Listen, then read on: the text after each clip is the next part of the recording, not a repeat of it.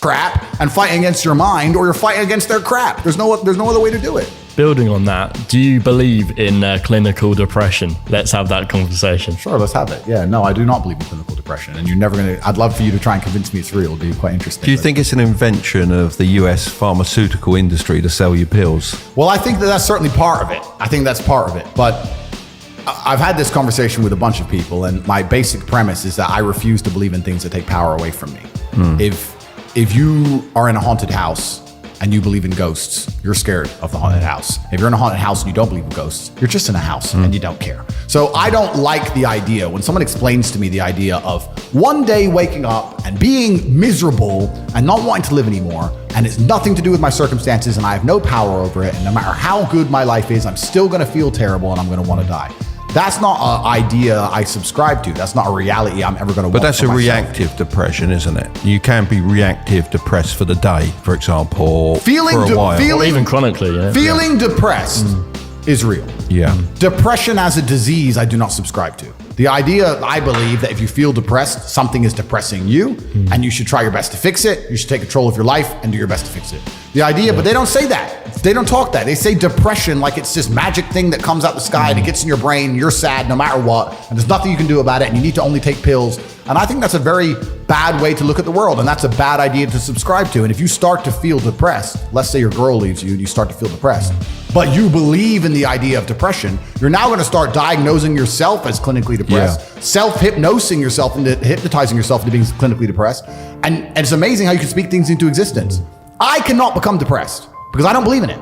So how about chemical imbalances in the brain? Bullshit. That's all been disproved anyway. Really? It's all been disproved. Firstly, that's all been disproved. And secondly, even if that was true, even if I had a chemical imbalance in my brain, I do not believe in depression. That's just who I am as a person. I don't believe in it. I do not believe in things that take power away from me. So, and people sit there and they try very hard to convince me it's real, which is actually quite interesting because it's always usually depressed people who sit there and try very hard to defend this idea. If you're so scared, if depression's so terrible, why are you sticking up for it? Why are you fighting so hard to convince me it's such a powerful force? Why shouldn't you be doing the opposite? Shouldn't you be listening to me?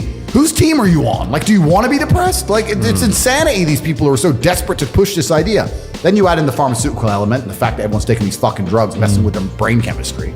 It's garbage. I think that you feel depressed sometimes because you're human. So you felt depressed at times, would you say? We're all human. Yeah, because I felt depressed. I mean, I had some major, it might not sound big, but some major dental surgery done. Yeah. And it really got me down for a while. But my businesses and running those, to be honest, picked me up because it was like, I can't be like this. Get in there, do some business. Well, completely. And also, let's look at it. Let's pretend I'm completely wrong, right?